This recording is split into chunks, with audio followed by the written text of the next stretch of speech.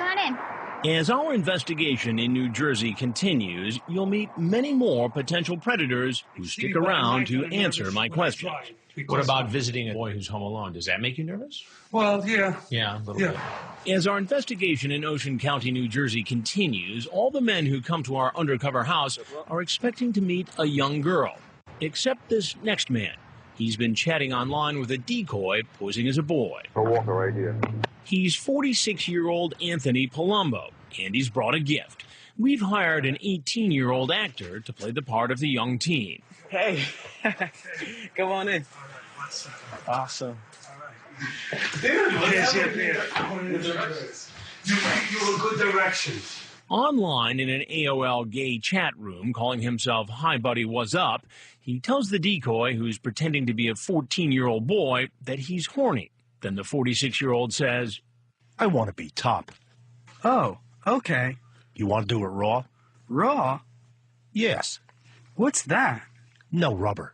I was supposed to bear left at one. Now he's here, beer in hand, asking the decoy several times to put it in the refrigerator. You could put that in the fridge. Yeah, I'll put it in a little bit. All right. I'll relax. I'm just a little nervous. I'm nervous too. That's all right. My excuse to come here, I went to Atlantic City. I don't know. What Put that in the refrigerator. I don't know. We'll just chill out. That's it? All right. We'll see what happens. I'm just nervous. You know. That's all right. You could put that in the refrigerator anytime. Okay, I don't mean to. Don't get drunk with that. I won't. All right. So why'd you need the cover story to go to Atlantic City? I'll see my brother. Yeah, but who did you have to give that to as a cover story? No, my brother is home, my other brother. Right. And I said, I got to go to Atlantic City. But instead you came here. I stopped by to go there.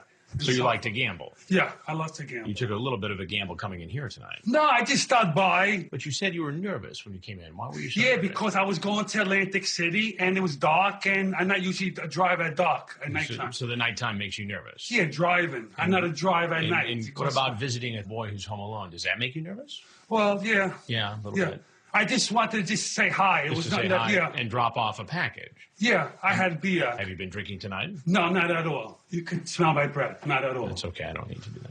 He tells me several times he thought the boy was 18, but in the chat log, the decoy tells him 2 different times that he's 14.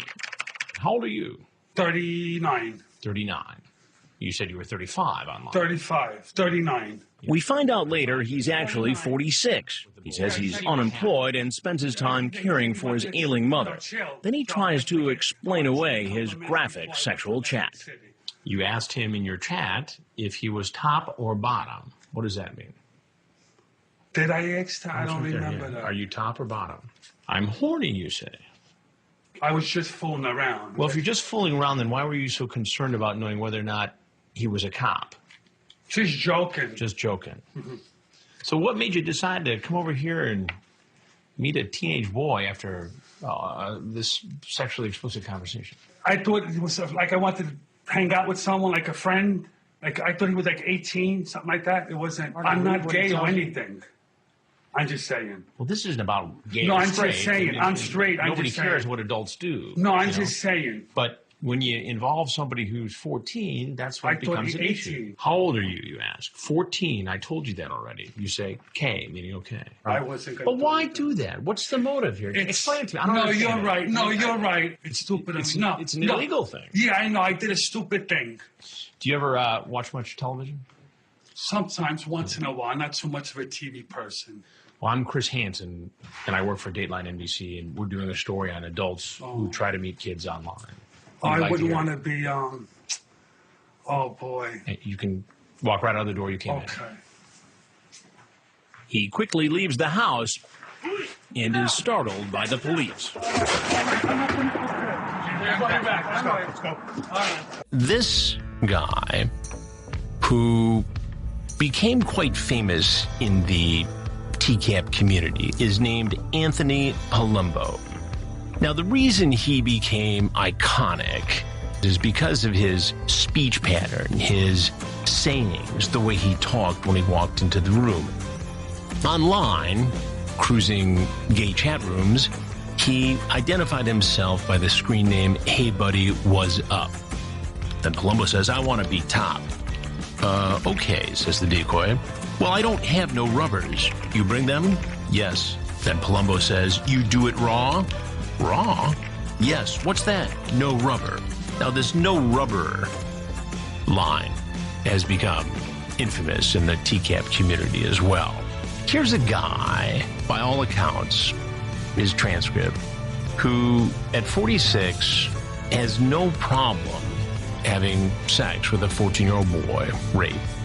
But he's worried that the boy might drink one of the beers because of his age before he gets him to the refrigerator. He says, don't drink those, don't get drunk.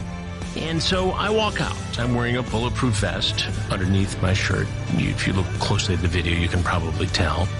And Palumbo on the surface really didn't pose any threat, physical threat at least, that I could tell, but we're not too sure. Now, he had already said that he was going to Atlantic City, and that was his cover for leaving his parents' house in Staten Island.